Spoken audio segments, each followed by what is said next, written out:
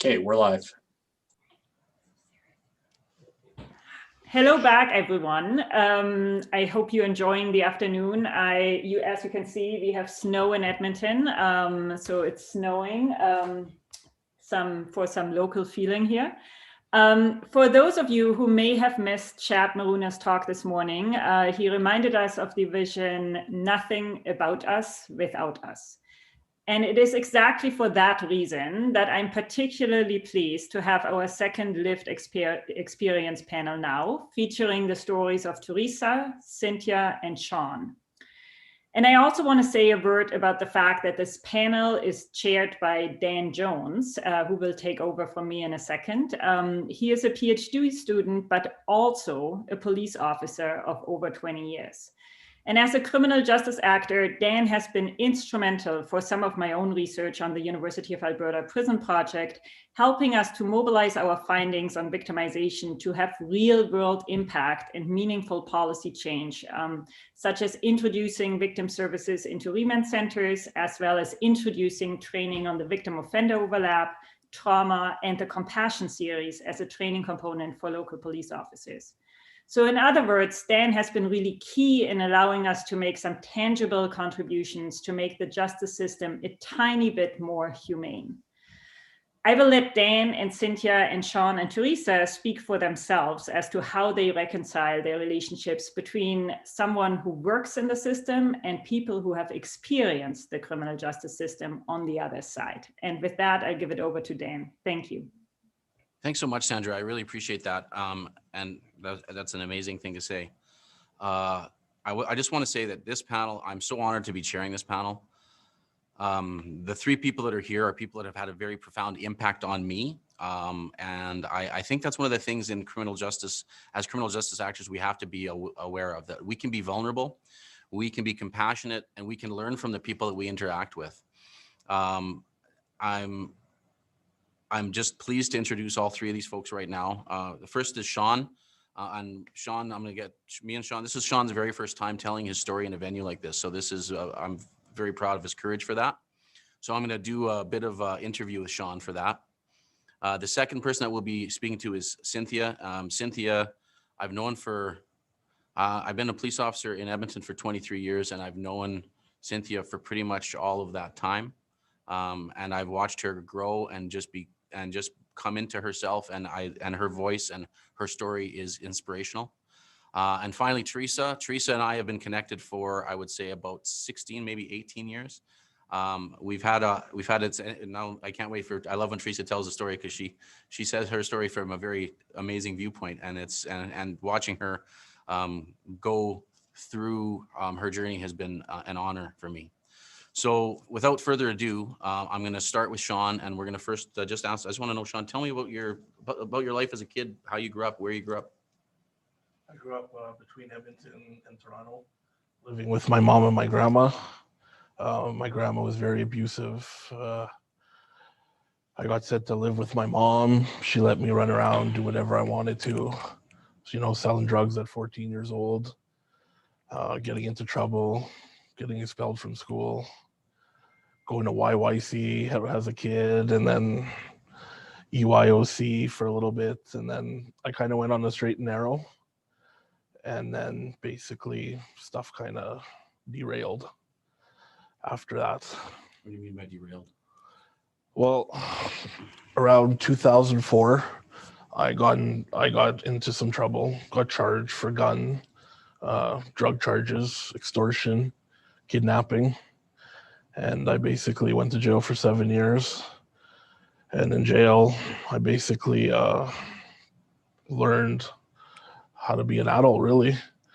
You got to carry shank with you wherever you go, mostly. Fights all the time. People like to push you, see how far they can go. And then I got out. I had a son. And I basically stopped everything. I got a job, left those friends alone. My son got sexually assaulted and murdered at 2 years old. And my life basically, I just stopped caring.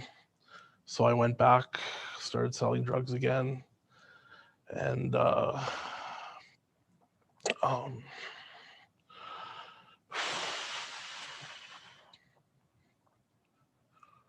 I just, when he died, it's just like, I died too. So I just kept doing all the bad things, hanging out with all the bad people, and I got arrested again. And I went to jail for 4 years.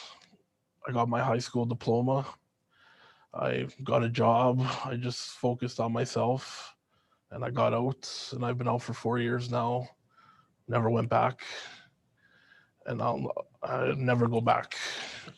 Interesting. You made a point. We were talking earlier. 4 years ago, what day? Today. It's pretty cool. You talked about your son, and that's how actually me and you reconnected, oddly enough. We had a different relationship before that. Are you comfortable talking about other people that you've lost as a result of violence? My brother got shot. He got killed in 2005. And my best friend got killed right in front of me.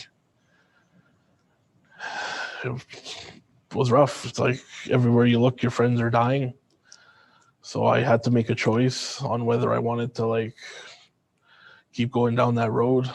And I didn't want to do that to my mom. Yeah. She lost one son and a grandchild. I didn't want her to go through that anymore. So I just basically stopped everything. So you kind of talked about when your two federal prison bits a little bit differently. When you first talked about your first one, and I know you've done federal prison time in multiple prisons in multiple areas. Yeah. And you kind of talked about that first one being surrounded with violence again and having to carry a shank. And then you talk about the second one. And in the second one, you're talking about going to high school. What was the difference? How was that different? Well, the first time I didn't really expect I didn't know what jail entailed. So when I got there, I started making friends, whether they were good or bad, I didn't care. Mm-hmm. And I just kind of like glided through. And then on my second one, I actually wanted to make a difference. Like I wanted to get my high school diploma. I wanted to like work and focus on getting out and bettering myself.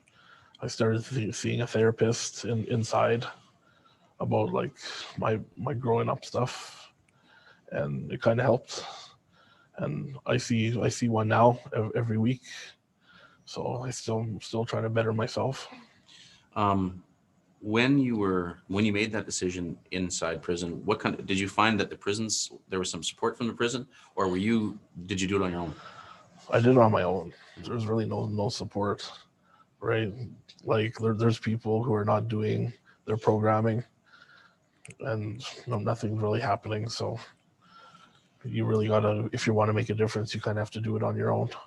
So what is your experience with, and since we talked about you being arrested, your experience with police officers and your experience with correctional officers, how did that shape your space and time in life in any way? Never really had good goings with police officers, being harassed all the time, and just it didn't go good. So I've never really had a good upgoing with police officers, except for you. What about corrections officers? Correctional officers, I guess they're just doing their job, right? Sometimes they have to be harsh or whatever, but I never really liked them. I just stayed away from them. I didn't talk to them, so I didn't really associate with them. So in this past 4 years, since you've really turned a corner, have you had interactions with law enforcement in any way, or has it just been kind of, since you've turned this corner, it's not happened? It's not happened. Yeah. Not happened really. Like they still like, I'll still go out and they'll be like, "Hey, Mr. Davis, how are you doing?" And I just say, "Fine. How are you?" And then that's really it. As you've done this journey, if you were to look back, what do you think could have been done to prevent you from ever going inside? What would have stopped that train, basically? I don't think nothing would have stopped it. I was going through I grew up without a dad, single mom, right? Nothing really would have stopped it. Yeah. I think it needed to happen. So I could see what was going on in my life. Yeah. And what I could do in the future to change it, even if I can change it for somebody else. If you could be in charge of corrections, Canada, since you've done federal prison time, what would you do? Like, what would you make prison what would you make prison do? How would you make prison feel for people, or look, or act, or anything? What would you change? Well, you actually have to like help people, because there's people who are not getting help before they get out of jail, and then they're getting out and doing crime all over again. You got to have some kind of thing for them, right? To help them, maybe help them find stable housing, jobs, because it's hard for a lot of people to get jobs if you have a criminal record. Yeah, talk about that. We've talked about that before. Tell me about that for you. Like, what's that like when you're trying to get a job? How does that impact your? Well, it impacts it a lot, because usually the first or second thing on your application is, do you have a criminal record? Right? And then your PO says you don't have to answer that, but you really do have to answer that, right? So. And I'm going to go back. When you had those negative interactions with police in public, what could they have done differently? They could just approach you differently. They approach you like all rough, right? Like sometimes they won't even say nothing to you. They'll just throw you up against the wall and say, "Oh, are you holding anything? What's going on here?" Right? Stuff like that. And yeah, they could just do it differently. So not necessarily what they're doing, but how they're doing. How they're doing it. They're not doing it right. Okay.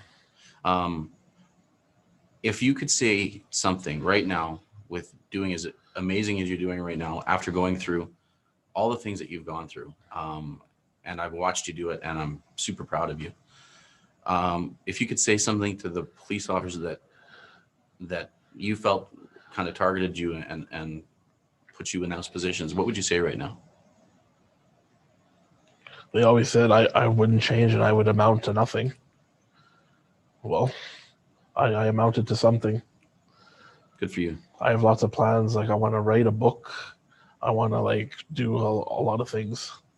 I want to help people so they don't go through the same road that I went down. Awesome. That's awesome. Is there anything else that you want to say before we kind of close off in the last couple minutes? No, that's it. That's it. Thank you. Thank you so much for sharing your story. No problem. It's the amount of resiliency that you have, to me, is inspiring. So if I went through what you've gone through, I don't think I'd be sitting where you are right now. Thank you. Thanks, buddy. Appreciate it. Yep. Next, I would like to introduce Cynthia's video. I'm not going to say too much. I've already kind of introduced Cynthia a little bit, but again, Cynthia has told her story a few different times on video for the Compassion series for the entire organization.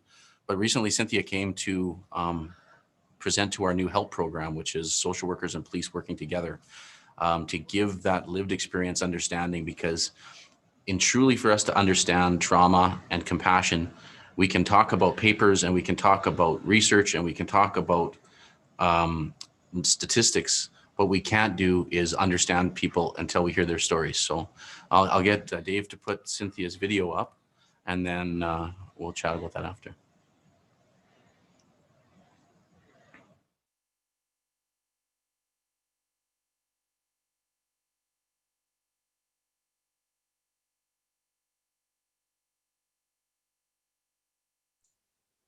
Dan, we can't hear the sound.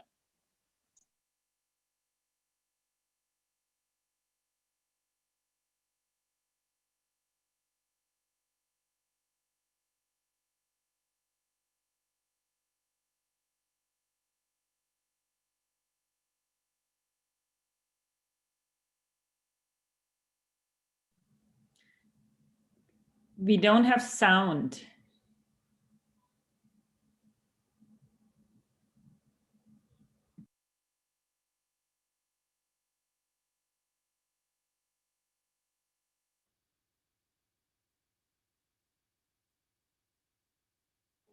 So here's what we're going to do. Dave's going to work on that, so I apologize for the technical difficulty there. So we're actually going to pivot. We're going to actually hear from Teresa first. I'm going to introduce Teresa now. Teresa and I have a long history, and I know she'll tell you a little bit about that. One of the amazing things that Teresa has done for us as an aid from the policing perspective, Teresa came and presented to 820 police officers on 19 different occasions to help police officers understand the concept of humanizing who we deal with and compassion. So Teresa opened her heart and told this story multiple times and multiple days. And in fact, on one of those specific days, the arresting officer from one of her offenses was there, and it was a very interesting interaction. And Teresa did amazing. So without further ado, I'm going to let Teresa tell her story of resilience. I don't know where to start. I guess, hi, my name's Teresa. And yeah, I've got, definitely have a story to tell in regards to being a part of hard addiction for 18 years and gangs. I've done 3 federal sentences. I've lost my children to children's services, and yeah, I've just had a rough childhood. I blame nobody for that, though. It's just, it is what it is, and it's the hand that's been dealt. And my parents were young and such, and so yeah, I guess I started in addiction at 12 years old, and I didn't go to school. I quit school in grade 7, and I just didn't feel like I belonged at home, so I sought for that elsewhere. And so I started engaging with people that got high, and I got high, and then I really liked it because it allowed me to numb out, not feel anything. I had some sexual abuse also as a young gal. And then I was lured into some big stuff when I was 16. I was dating a guy that was in his mid-30s, and was with him for 3 years, and he was connected to a pretty big gang Canada-wide. And so, yeah, like my life really pivoted at that point. At 16, I was smoking crack, involved in selling drugs, major thefts, prostitution he introduced me to. And I continued that lifestyle until I was 30 years old. And in that time, I had children in my addiction. So I was pregnant and using. Not proud of that, but the addiction overpowers your good sense, your morals, your dignity, and everything else. So that's part of my story.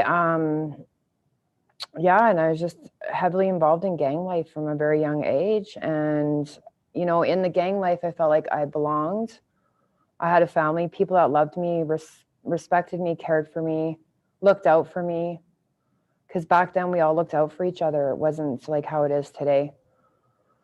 And so,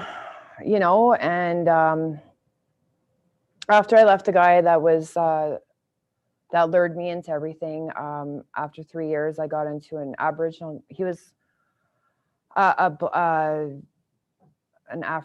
black gang. And then I turned to an Aboriginal gang for 12 years. And in that time, I did 9 provincial sentences and 3 federal sentences, not because of particularly the people, not because of the gang, but I mean, because of the activities I chose to do within that gang. So I take full accountability for all that stuff,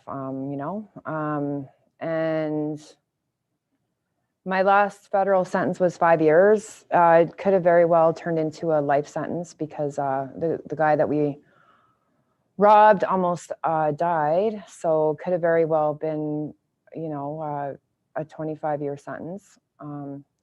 By the grace of Creator, he lived and ended up getting 5 years for that robbery. That 5 years totally changed my life. So by the 3rd federal sentence, I just had enough of street life and addiction, losing my kids, feeling like a piece of crap. And, like years ago when I came to Edmonton, because most of my early stuff happened in Calgary, and then I went to Edmonton, and that's where I hooked up with the Aboriginal gang. But long ago, when I was just young on the streets, I remember Dan here saying to me, if you ever want to change your life, Teresa, just let me know, I'll help you. And I'm like, fuck off. You're a pig. I don't talk to pigs. So, you know, that was my attitude back then. I don't know if I should be saying this on YouTube, but I just tell it like it is. Sorry. My apologies. But yeah, so, you know, this was the attitude that I had back then, because that's what was taught to us, that we don't like cops and or anybody that's in authority, right? It's just how it is on the streets.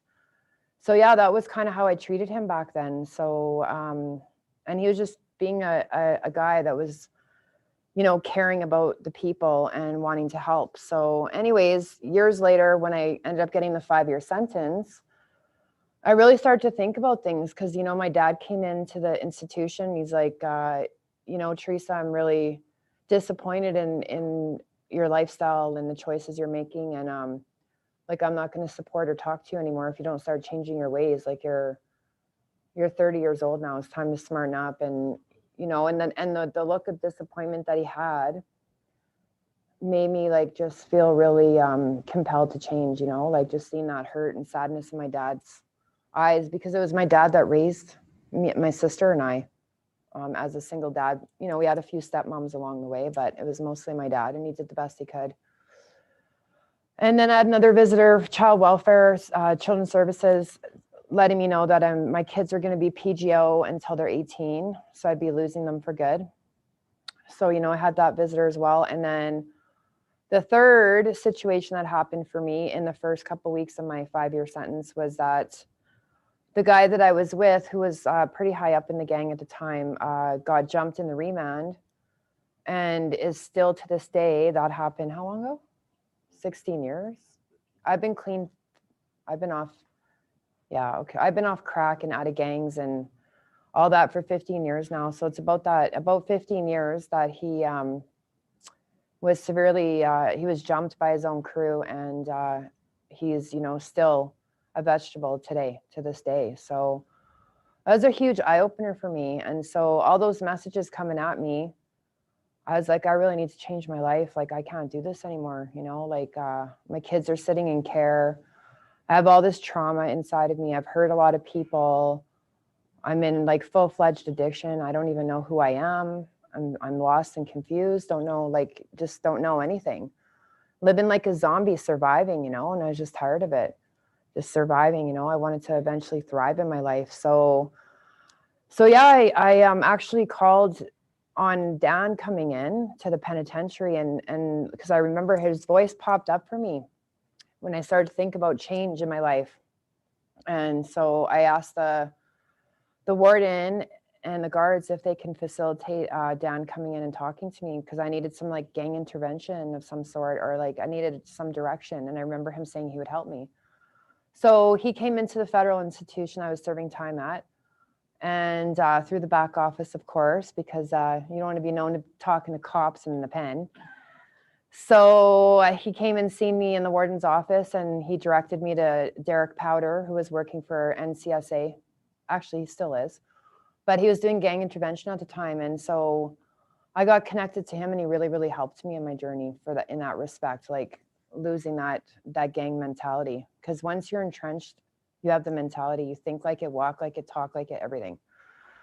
So yeah, I had to undo a lot of that. And so I was really honored and felt really happy that Dan came in and kept his word years later. You know, when I wanted to make that change, I called on him and he was there.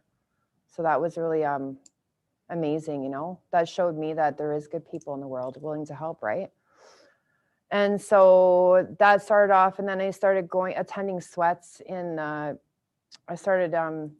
attending sweats in the penitentiary and working with the elders, working very closely with the psychologist, and started saying no to drugs in there. And, you know, that's a hard place to say no to drugs, because there's a lot of drugs in the penitentiary, in all jails, actually. So, you know, that's, you know, probably the best place that you can practice saying no and being kind of safe, you know? And so, plus, like when I was doing time, I had a lot of awesome, amazing sisters, Cynthia being one of them.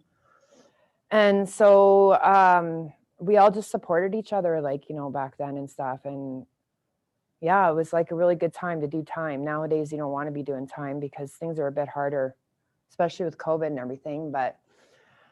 Yeah, so really fortunate, a lot of programming I did there, sweat lodges, got into drumming with the women and just started healing and crying and started forgiving myself and forgiving the people that have hurt me and just really working on myself and through the traumas. And I had visits with my daughters every weekend as well. They were 6 months and 18 months at the time.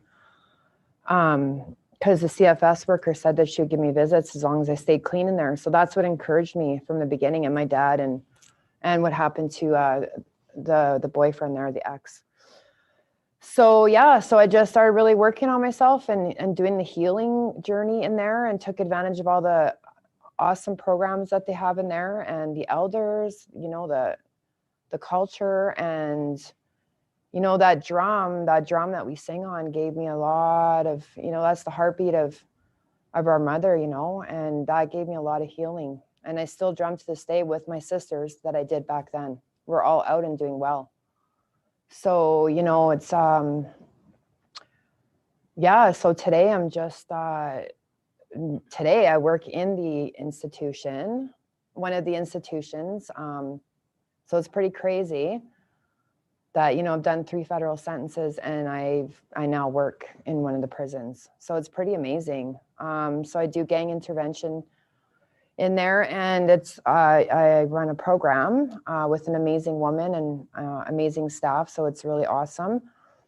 And, you know, just being able to go back and be a helper and show the way is awesome. And I learned so much from the women as well in there, you know. So I facilitate, but they facilitates me as well. So they keep me up on the new school stuff because kind of old school, but yeah. And then there's older school than us even. So yeah, so that's kind of where things are at in my life, and I've had no problem getting jobs.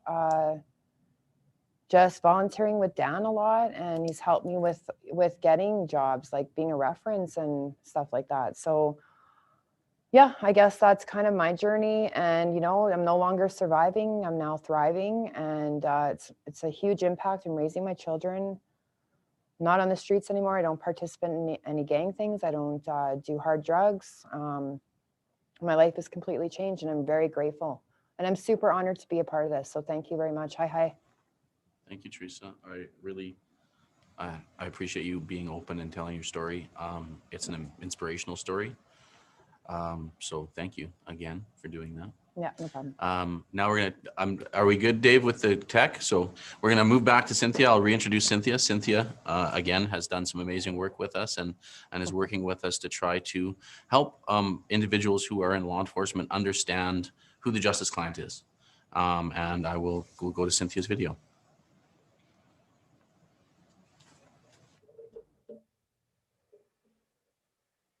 I was really, really shy, really introverted kid.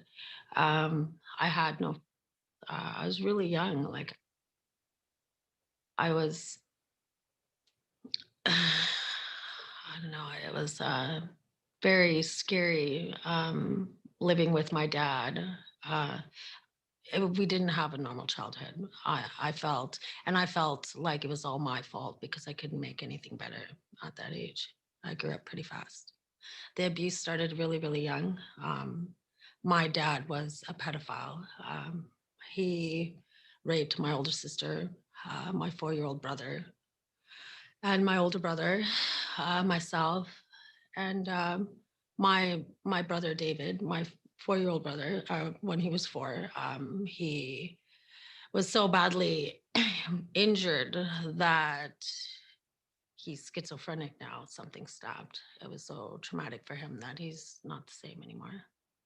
I seen all the drug activity around, and my mom's friend, she had a daughter, and she's a little bit older than me, Colleen Belanger. She was a cousin of mine, actually, and she introduced me to the drug and prostitution life. I started doing drugs when I was 13 and working the streets. Well, it was years and years of drug abuse and self-sabotage. I got 5.5 years. I ended up just going crazy. I was on drugs and needed money to get drugs. I started robbing dates and hurting them physically. I was charged with extortion, six kidnapping charges, quite a few charges, and I resorted to stealing from dates rather than doing something for it. What drew the line was I got really badly hurt by one of the dates, and I just went crazy. Every man in my life hurt me, so I just targeted men. I literally was at my breaking point, and I went on a big crime spree. Then I got 5.5 years. Before I went to jail, I didn't tell anybody anything. I held that all in. I think that's why my crimes were so great and horrific, because I had just had enough. I was sick of every man in my life hurting me, and every man that I've met hurt me, like my dad. And I seriously just snapped, and I literally preyed on guys because I hated men for the longest time, and all that repression, it just came out, and I did all those terrible crimes. I've been a broken person my whole life. Jail was life-changing for me. I had some beautiful people in there who really vouched for me and stuck beside me 100%. And I've changed like so much in the last 3 years. 3 years ago, I tried to hang myself. Oh, I did hang myself. My boyfriend pulled me off the end of a rope in the closet. And from that to now, I've changed profoundly. I had some really positive people in my life, like I had the church behind me, some really, really good friends, and Dan, who support me, and that they're just good influences on me. I believe, like, maybe there isn't no pattern. I just look at the old life and how I felt and how lost I was, and ask myself, what do you want? You know, maybe it's a grounding technique, maybe, but I just ask myself, you know, do you want to feel like that again? Do you want to be in that dark place again?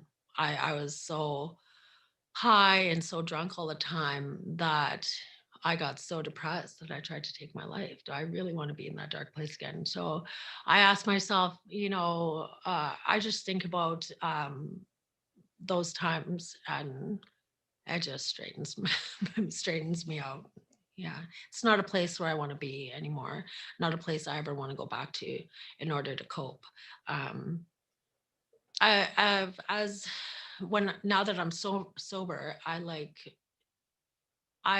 to be close to my family, because so when I was in addiction, we all grew apart, and we were pretty close because as kids, we only had each other.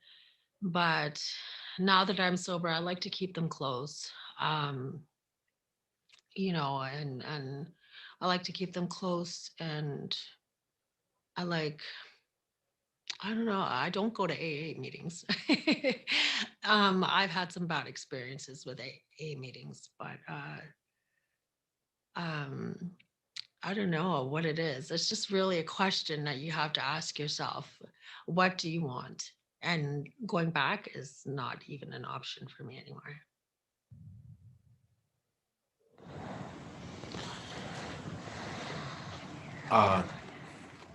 Thank you again for allowing us to play that, Cynthia, and sharing your story. So I'm just going to take a few minutes and just talk about my lived experience as a justice actor. Many people don't know this, but I started my journey into this world actually as working with young people in group homes.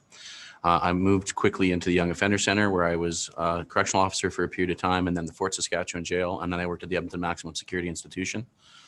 So I was a correctional officer for 3 years, and then moved to policing for 23 years. I've had I would suggest, an interesting journey of my own. When I was a correctional officer in the Fort Saskatchewan Jail, I had 3 of my friends were incarcerated on the unit I worked. When I was in the Edmonton institution, one of my very best friends, who's since passed away of a opioid overdose, was in there for his 2nd federal stint. So I've had this life of understanding differently for me, I think, that we're not dealing with, a very good differentiation between good and bad. And we're dealing with people, and people who have stories, and those stories matter. I really appreciate this new, the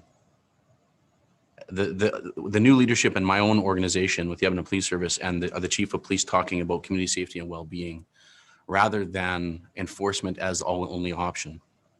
And from my own standpoint, I've had amazing things happen to me, and those amazing things are these people right here. They have intersected in my life in ways that are very, very different. Teresa says that her dad's from Fort McMurray. Well, my daughter moved up to Fort McMurray to play soccer up there for a few years, and I was able to give my daughter Teresa's dad's number as a contact. When George Floyd was murdered, and there was calls to defund police and police abolition, Sean called me right away to check on me. And you think of that, I'm sitting beside a Black man who has had negative experiences in the justice system, but he called to check on me. So did Teresa, and so did Cynthia. And I know Cynthia actually had her church do a prayer for me as a result of that. And those types of interactions and that vulnerability that we share together has taught me that we do need to change the system. It's taught me that we do need to change the system.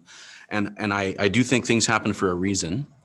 And all of this mixed with some other things that kind of motivated me early on in my career to try to push for change and do things different. And then I got this weird opportunity to go back to school. And I got to go back to school, and I got to choose my topic. And I chose the victim offender overlap for multiple reasons, but every one of this in this room are contributors to that reasoning. And it's allowed us as a group to bring a different voice forward into the policing world. It's allowed me opportunities to try to change the system a little bit from inside, and having a supportive leadership as we have right now to look at things differently. But that also has to help. We have to find a way for the social safety net to kind of come up as well, so that the police, when they are dealing with somebody for what I would call symptomatic criminality, that the police have an option other than arrest. That there's options other than arrest there, that we have this social safety net, so we don't over criminalize a population of individuals, of people who use drugs, that we don't over criminalize individuals who are selling sex to survive or selling sex to support a drug use issue that's likely as a result of trauma that they've experienced in their life.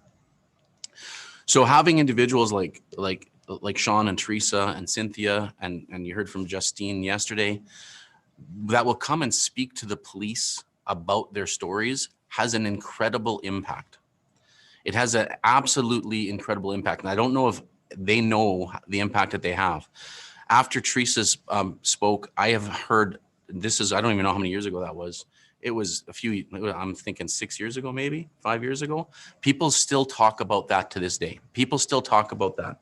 There was another young lady who spoke at that as well, and the police ended up interacting with her one time and brought up that she talked to them, and it changed their interaction. As a result of Cynthia's story, we look at people in policing, and I'm guilty of it too. Don't get me wrong. I'm not saying I've never done this. You look at a person in a moment of time as a police officer where they've committed an offense, and that's all you see of them. And until we give people permission as a system to be more than a label that we've given them, we're not going to change. And that's, for me, what my goals are. And I think it was Maya Angelou that says that you can't dismantle the master's house with the master's tools. But I think if we all work together, we can change the way the justice system works. And I truly think that's why it's important for all of the parts to be together. That's the academic part, that's the systems part, and that's the people part. And I think with all of those things working towards a unified goal of change and community safety and well-being, and looking at policing as a public health issue, looking at a lot of crime as a public health issue rather than a justice issue, I truly believe that we are having an opportunity for real change. And I have to again thank our panelists for motivating that change in me, and for sharing their stories, which are stories you can look at them one of two ways. You can look at them as stories of tragedy, or you can look at them as stories of triumph. And I totally choose for each one of these folks.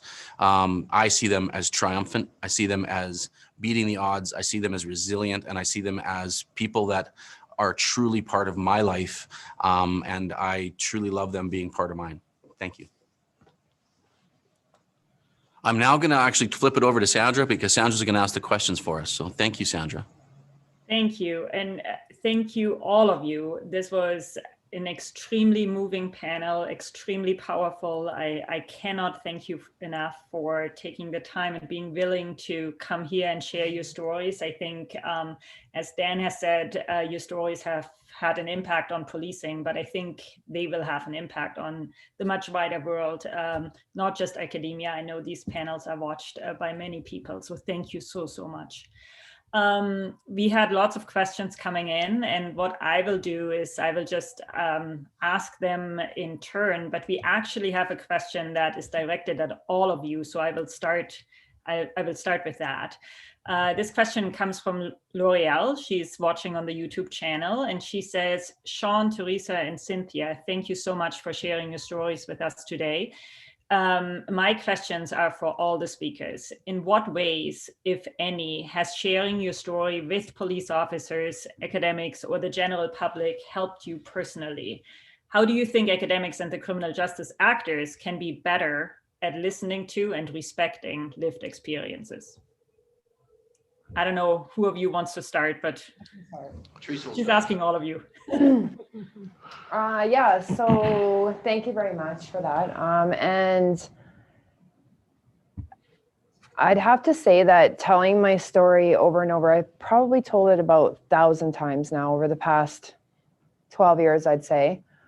Every time I've told it, I've healed and grown, and you know, in the hopes that, you know, it's inspiring to people, and just giving people the cheerleading that they too can, you know, have a change around in life as well.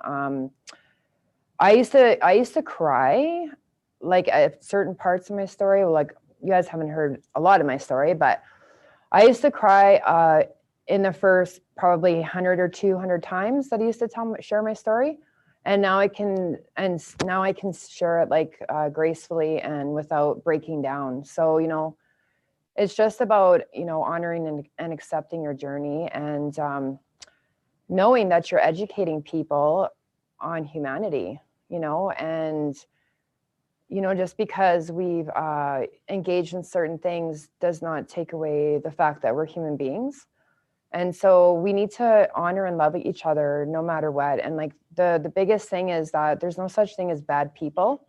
It's just, you know, negative choices. So I strongly believe in that. And also that we're all equal in this world, you know, we've just had different hands dealt to us. And, you know, yeah, I just feel like sharing is caring, for real.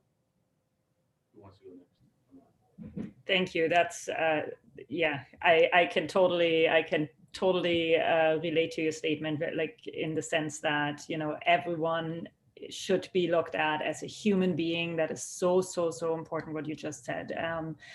And sharing is caring. I love that line. Sean or Cynthia, do you want to add anything? I'll go. Or do you want to go? Just like sharing my story, it helps, especially with my son. I've been on the news a couple times. And I'm just trying to like make things better and hopefully help somebody so they don't make the same mistakes that I did. And basically, that's about it. Okay, thank you so much, Sean. Also, I wanted to acknowledge your 4-year anniversary. That's amazing. Congratulations on that. Yeah, the clapping doesn't really work on YouTube, but I did want to make sure that we're acknowledging it. Okay, Cynthia. For me, sharing my story is healing. I do it because I would like other people to be aware of the things that some people have to go through. But I also do it to bring hope to people who are maybe, who may see this down the road, and maybe give them a little bit of hope, so they're not feeling like,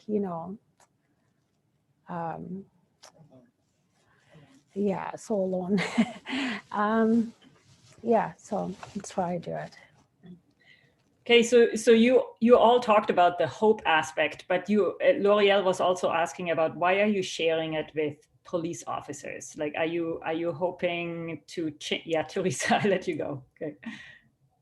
So yeah, when I shared my story over and over and over again with 700 and something officers, or 800 or whatever, honestly, it was to bring awareness and to remind our officers that we are human beings, no matter what, no matter how strung out we are, or how mouthy we are. I was the mouthiest, let me tell you. Same with Cynthia. And so, it was just to bring, my thing was for education and to bring that humanness back to people, and they're the frontline people. So they're the first people that deal with people that are struggling. And so who better to educate than the frontline staff, and just like, there are a lot of good officers out there. I mean, I've met Dan, like, I think he's the best out there, but I'm biased, I guess. Or am I unbiased? I don't know, whatever.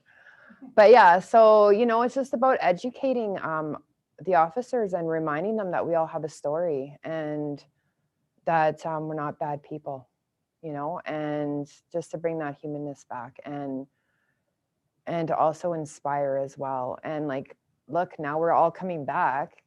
Like, I've been arrested by many, many officers, and they come back and say, oh my gosh, like, you actually did it. You actually changed your life. So it's to give that hope, for the people, right? So yeah, that's why I do it. Those are my best, and that's my favorite audience, is any police. Me and Dan have been all over educating officers. So yeah. And just to also spread the message that people involved in gangs don't choose to be there. Sometimes they're born into it, and that's a family. Like, that's, if you're not being looked after from your own family, I mean, you've got to be cared for by somebody. So it's also just gently reminding that they are also, like, it's not the gang that's bad, it's the activities. It's not the people, it's the activities, and that's a really important message. I would have died out there had those people not had my back. So, it's just gently reminding that people have traumas, and people trauma bond. And so like people hook up with like people, and they help each other through really hard times. And so the police just need to be reminded that you have to look at the human, not the addiction or the trauma. Just remember, there's a story and there's a person behind all that. That's why I do it personally. Yeah, that's very powerful. Sean or Cynthia, do you want to add something to that, or? Well, I do it for the same reasons as Teresa, but I think, well, I met Dan in 2009, or 19. That's a long time ago, and he's had an impact in my life, and he's always been so kind. And I do this for him, and I also do it for to show people in authority that, a few of us we're capable of change. And even the worst of the worst can change. It is possible. So yeah, I just want to add one more. Sure. is that I think it's really important. It's really super important to show people that have been down the same path that we have been down, that it is okay to trust an officer too. So that's another reason why I talk to officers as well, is to say, hey, like, you can be friends with somebody that has had my past. It's okay. It's okay to care about somebody like that as well, you know, like that have had that stuff going on. So me and Dan are super tight. He's like my best friend, and I put it all over Facebook, and I don't care who says what. And, you know, that's just what it is, because it is what it is. And so, yeah, like, it's just, again, it goes back to that, like, we're all equal. We're all equal. And we have to understand too, as people that have our history, that police officers are also, they're also just, you know, they're doing a job, they're protecting and serving, and they have their own stuff going on as well. You know, their own traumas within their units and stuff like that too. So at the end of the day, we all have the same traumas. It just looks different. Yeah. So, yeah. Thank you. We have so many questions coming in, but because Teresa just mentioned that, maybe Dan, I'll give you the question from Bianca. And she's saying, thank you, Dan, for acknowledging the need for reform. How can activists, researchers, and criminal justice stakeholders push to take away the license to kill? You know, that's the challenge, and I struggle with the term license to kill, and I know, and I struggle with it. At the same time, I have been talking about reforming or evolving police for a long time. I struggle with the potential that, you know, 20 years from now, we're going to have the same conversations that we're having after the murder of George Floyd that we did after the Rodney King assault in 1991. So what I truly believe is we have to work together to make this change. We have to work together to help understand what needs to change. And the big thing that I think, and I think this touches on the last question, but I also think it touches on this current question, is what do we need to do? One of the things I think, and I believe that policing has failed to do, we teach the police about law. What we don't teach the police about is about crime or who the justice client is. And I think we need to move into that world where we talk about who we're dealing with. If I worked for Tesla, I know who's buying my vehicles. If I work for Nike, I know who's buying my shoes. When we work in the justice system, we need to do a better job of understanding who we are interacting with so that we can reduce the negative interactions. And there's a lot of research around police legitimacy and procedural justice and procedural fairness. And when people have that voice and participation, it calms people down and it allows people to experience their justice experience in a different way. Even if they're arrested with procedural fairness or procedural justice, they actually have a better experience in their justice experience. And I think we need to get that type of training out there to the police in both Canada, the US, the UK, and we really need to focus on that understanding so we can, you know, move beyond that. And I truly think that it's not policing reform that we need, it's evolution of policing, where policing needs to go now. And I think that's what we really have to look at, rebuilding, not reforming. Thank you. So related to that, you just said police needs to understand who the justice client is. And there's a question from Bianca for Cynthia. And she's asking, Cynthia, when you were younger, how did you respond to people and services who tried to help you? What was missing? What did you feel you needed when you were younger? Did anyone listen to you? I think I was too embarrassed about my past that I couldn't be open and honest with workers. I carried all that stuff for a really long time before even until I saw the psychologist in the women's penitentiary. I guess what could have been better is that if I had constant, like one worker and not 5 or 10. We went through so many workers when we were young. We lived in the International Hotel. It was cockroach infested bar, and our social worker used to come and visit my mom in the bar and have a beer with her while they talked about us kids. So back then it was a little different than how they do social work now. But I guess maybe what they could have done would, I don't even know really, but just having one person, someone there constant, there all the time, where I would build enough trust, because I had so many walls up at a young age. And when I was, I just remember being at the age of 12, 13, when I started drugs, I had so many walls up already by then. And like, since I was really young, when my dad was hurting us, you learn to put up those walls to protect yourself, right? So it was really hard for me to open up to anybody. It took a lot of years of suffering and silence to just losing my mind and having to see a psychologist, and it all came out. But it took a long time for me to start getting help and therapy.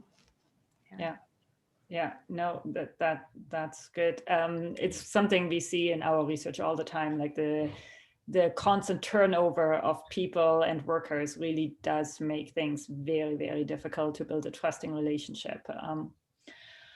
Sean, there's a question from Michelle on the YouTube chat for you, and she's asking, Sean, what kind of difficulties or support did you encounter when trying to access resources in prison, like education or counseling? And also, how did other prisoners react when you tried to straighten out? Like, how did they react to you? Oh, they reacted fine. They didn't care about that. But when it comes to like trying to get help, they like to blame it on there's a waiting list to see psychology. There's a waiting list to see whoever you want to see. There's a waiting list. It could be up to a month, could be up to 3 months. And maybe after that time, you're not there. Maybe you're maxed out. Maybe you're in the hole. Maybe you're here. Maybe you're there. So you would just have to wait. It's all a waiting game. Okay. And so when you say it's all a waiting game, did you get resources in the end, or? Yeah. Like you did, it was just a very long time until it happened. Yeah, just the waiting list, right? Yeah. Okay. Was everything available that you wanted to access though? Not really, no. Okay. Not at all, actually. What sort of resources would you have needed that were not there? I don't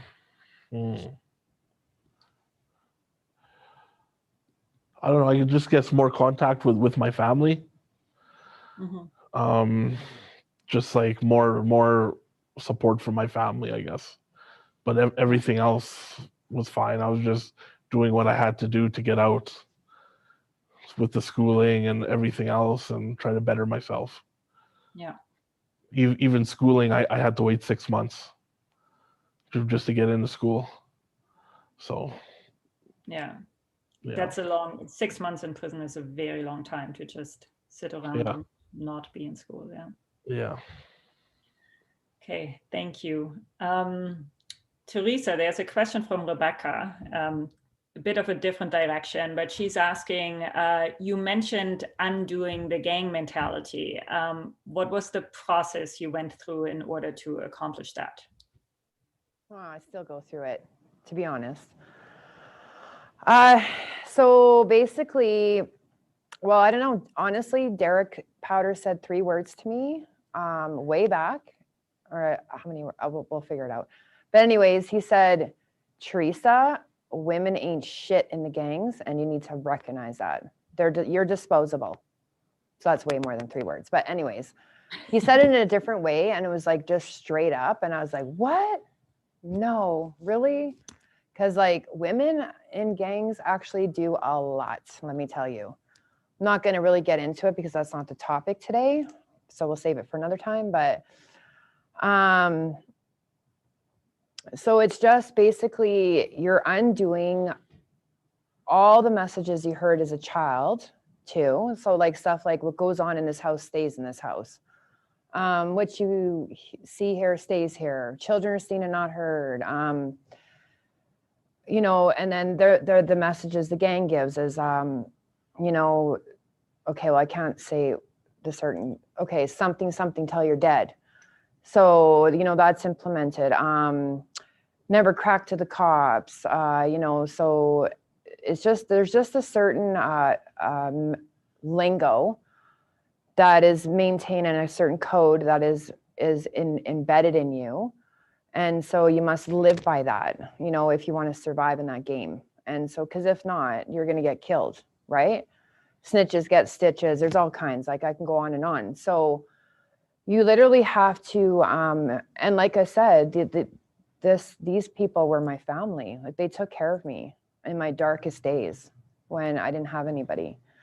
So, I mean, my loyalty was super deep, right? And so I had to figure out how I could, you know, still be loyal at a distance and respect and honor my brothers and sisters that are still in that life, but try to figure out how to walk alone, you know, because I had to figure out how to walk alone and be, you know, loyal to my children and to my new way of life, you know, because wanting to work in corrections was my goal way back, and getting sober and getting my children out of the system and everything. Those were all goals that I implemented way back when I was doing my 5 years. And so being a part of the gang activities did not fit with that. So I had to figure out how to like, just kind of undo everything I was taught and then reteach myself. And that's where culture and like thousands of hands came into helping me, you know. You literally have to retrain your brain. I mean, you have to create new messages, replace the old with new, find out how you were going to get a rush in a good way rather than in a bad way, in a negative way. And, you know, it takes a lot of work. And that girl still comes out in me once in a while, and I have to put her in check, you know, right away.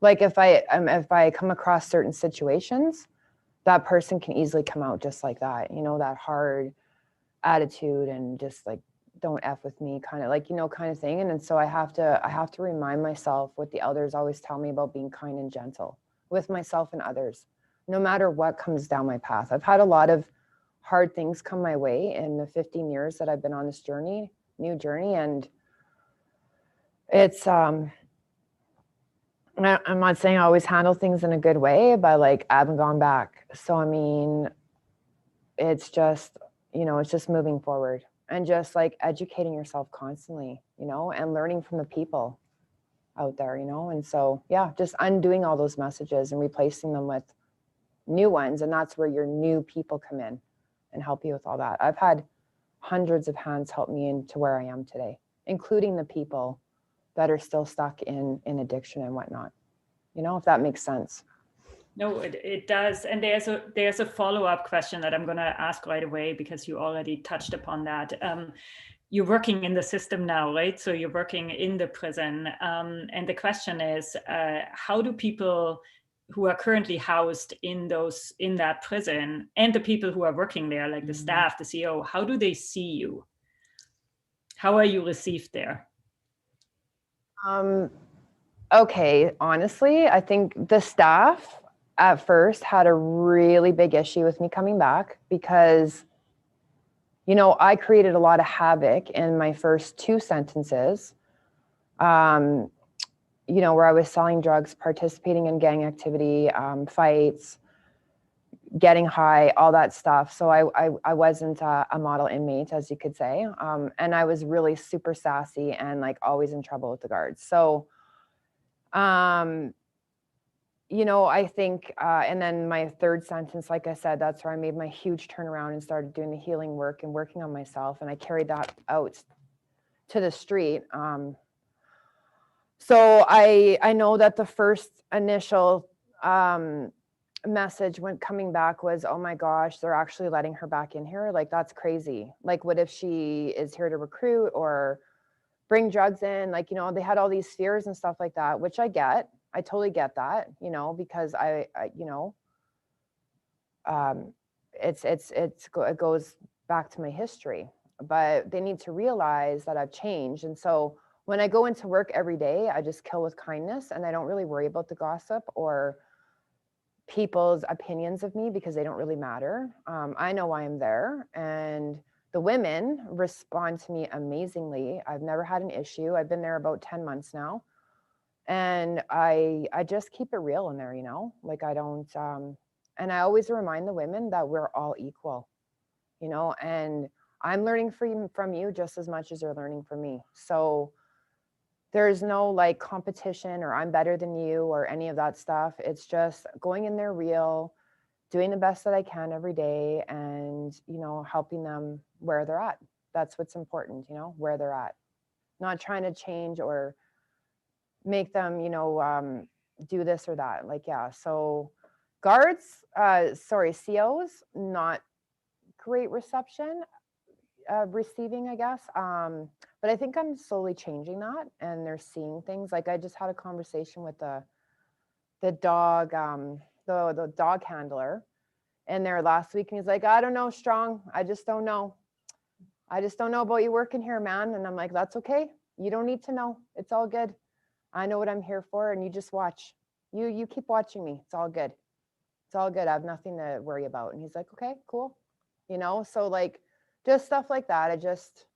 I don't buy into it. I know what I'm there for. And the women are amazing. I just love them. I love my job. I feel so grateful and honored. And like, I wouldn't be there if it wasn't for so many people helping me in my journey. So I give credit to many people. And Dan, like I said, you know, has helped me so much and still does to this day. Okay. So yeah, it's whatever, Thank man. you. Thank you. No, that's really powerful.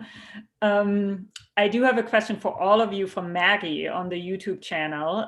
So she's asking all three of you. She says, I study remorse. How do you guys feel about the expectation that people express remorse for criminal conduct, especially after time has passed? So how do you feel about owning up to that or not? I don't know who wants to start. I can speak that. I can start us off. In regards to remorse, like, are they referring to the crimes that we have done? I think so, yeah. Yeah, I'm thinking that's what they're thinking. So in regards to remorse, I feel like the three of us, I won't speak for all of us, but I know like everybody I've done time with and whatever else, like remorse is looked at, what are you doing about it today? And how are you giving back in a good way? So I feel like, you know, karma works in mysterious ways. And like, if you've taken a lot from society, like I have, I feel like remorse is shown by changing my life and getting out of that life and giving back to society and to the people and where I started my journeys, right? So remorse is an action word, I think. And, you know, you can say everything all you want, but if you're not showing it, it doesn't hold, right? So saying it and meaning it and showing it, I think, is what's really important to me. And that's why I chose the career that I have. And yeah, like I haven't had the opportunity to say sorry to my victim because he wasn't interested, and that's okay. So I give that feeling out to the creator when I smudge and when I go to sweats and stuff like that. Like that's where I do my healing work, and that's where I, you know, ask for forgiveness. So remorse is shown, I believe, through my actions. If I was still in addiction and hurting people, then I'm probably not being very remorseful. But I think all of us being here today shows that we're remorseful and wanting to give back, you know, just by educating and putting our stories out there. It's a very hard thing to talk about what you've been through in life and, you know, the guilt and shame that could be associated with it if you don't do the work, right?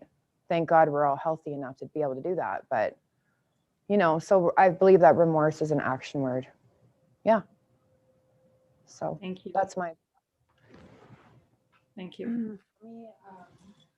Yeah. When I started doing work on myself and seeing a psychiatrist, well, when I first went into the prison, they have to do an assessment on you when you go in. And what he had to say, it didn't impress me. He was telling me, you know, some pretty serious things that I never really took the time to really look at, look back, like sit back and look at. The seriousness of my crimes were great. I was classified a dangerous offender, Schedule 1 offender. I kidnapped 6 grown men. I just couldn't like I'm a totally different person today. And I wanted to apologize to the people that I've harmed. I don't know. I know what it's like to get hurt and be affected by it still to this day. And of course, I feel that remorse for the people that I victimized in my crimes. Yes, and it was also a big motivator, and it helped me be accountable. It helped me to get back on track. Like it really, seeing the psychologist and hearing the negative things that he had to say about me when I first got my first assessment going in was very eye-opening. But it taught me a lot too, and it, yeah. So I just, I believe that it helped me really see how much that I affected these people in a negative way. And yeah, first it was really hard to accept and to really believe, because being high and drunk, I was a totally different person, really violent. I've stabbed so many people, you know, and just the difference from then and now, yeah. The remorse was really a good motivator. And when I sobered up, well, I sobered up long enough and the fog lifted, I guess, so to speak. And I just realized just the effect that I had on other people in a negative way. And that really hurt me, because I was hurt so much as a young child too. And now I was the abuser, I guess, so to speak. So, yeah. Thank you for sharing that. Sean, do you want to add something? Yeah, very, very remorseful. When I was in jail, I started talking to psychology lots, and I started to realize it wasn't just those people I hurt. I hurt more people along the way that I didn't really understand. And I reached out to the guy we kidnapped, and I apologized, and I said I was very, very sorry. And it worked out. We talk on every month. He wishes me Merry Christmas. I wish him Merry Christmas. And basically, remorse is a strange thing sometimes. But when you get down to like talking to the person and actually getting to know the people, you wonder why you even did something like that, right? Like why you were in that headspace in the first place. So, yeah. And it's obviously beautiful if that can happen and you can talk to each other, but not everyone gets the chance to do that. And as Teresa was saying, that's okay too. But I'm glad for you that you get to have that relationship and talk to him once a month. Cynthia, there's another question for you. And you said in your video, the line, "Jail was life-changing for me." Could there have been something else before? Like, did you need jail to change your life? Or could there have been resources or anything else that could have helped you to change other than jail? I don't think so, honestly. There was no way. I was such an evil, plotting type of person, drug addict. I was a very, very angry individual. I needed to go to jail. and I deserved every bit of the sentence that I received, and I probably deserved a lot more than what I got. I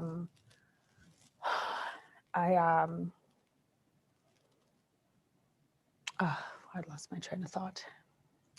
I have so much on my mind and so much I want to say that I just lost my train of thought.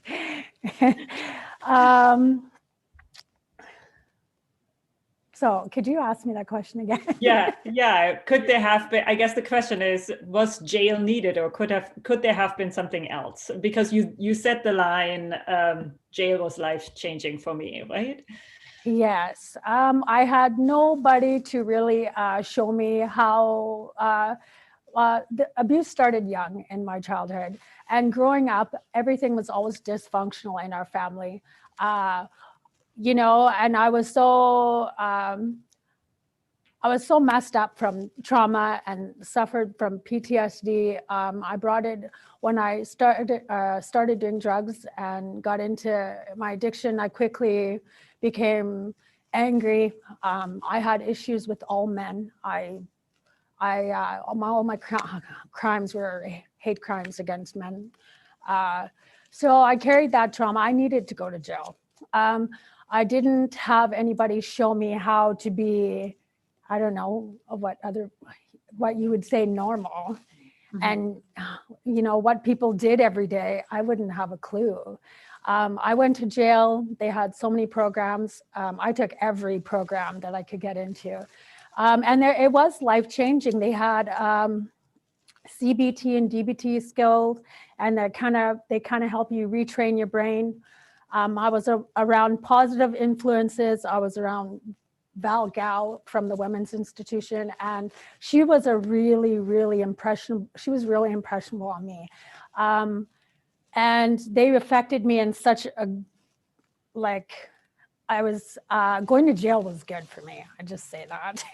And I had so many people that worked with me there and helped me unlearn all those bad behaviors, and you know, helped me reinforce and you know, kept me accountable every day. You know, that really helped me a lot.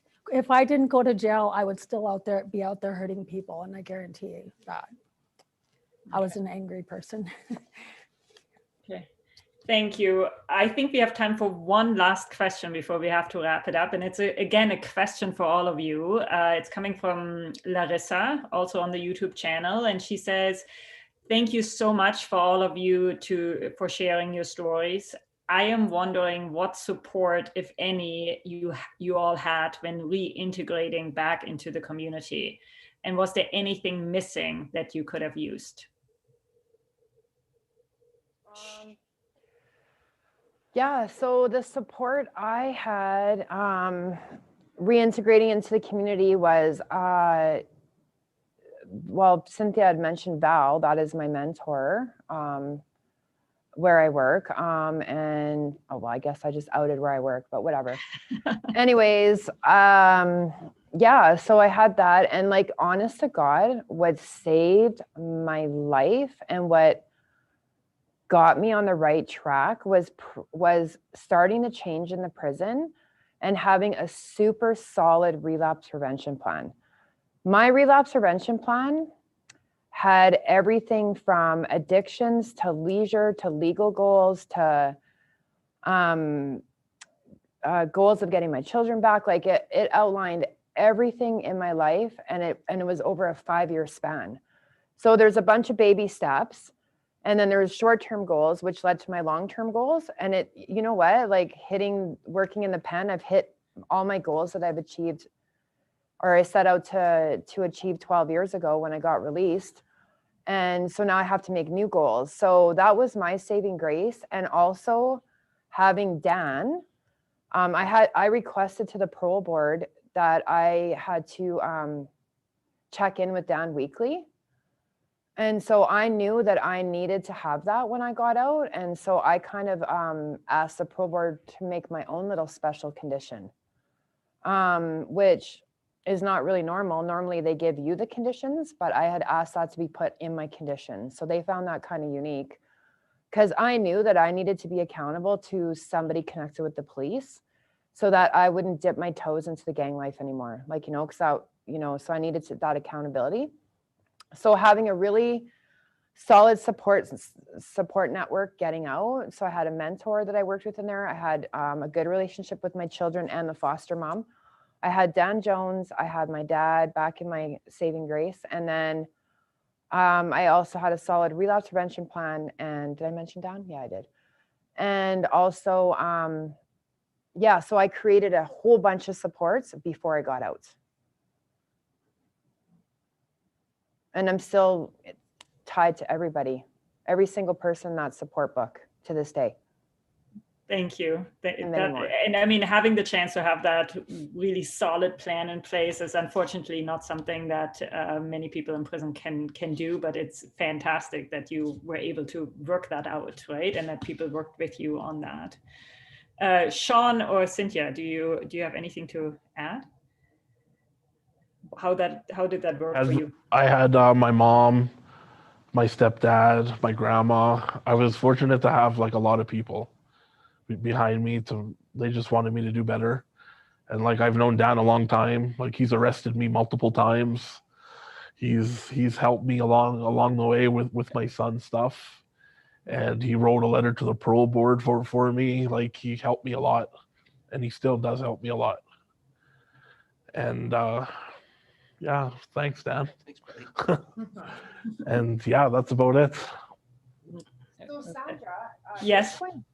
Just going back to what you were saying in regards to a lot of people don't have that support.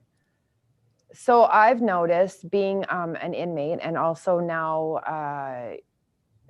working in the prison system, that actually every single person does have the opportunity to have support. It's just the choices that they're making. So there's a lot of like, if maybe are you regarding to people that have zero family? So I had zero family and I had to create all of that. Like, I had my dad, but not really, towards the end. So everybody does have a choice to create their own little network of what works for them. You know what I'm saying? Like, so yeah, I just kind of wanted to point that out because I found that to be a really strong statement. So I just kind of wanted to check in with that is all. Yeah, no, that's perfect. I just, in our study, we see, especially in the men's prison, right? In the women's prison, what we've seen in our findings is that there's a lot of programs, as Cynthia mentioned, with the DBT and CBT. Everything they offer. Val Gao is an amazing support person for many, many people. And just from our research experience, I think the support is not necessarily the same in the men's institution, but it depends, I think, a little bit on the institutions, and they're fantastic people in many of the institutions. But I have found that the institution you outed has more supports maybe in place for people to tap into than some of the others. But you're absolutely right. I mean, it also does come down to the person and whether or not they want to create that. And the fact that you have been able to is so amazing, and just speaks to the fact how strong you three are, for sure. Cynthia, do you want to add something? I think what kept me strong after getting out of prison was my son.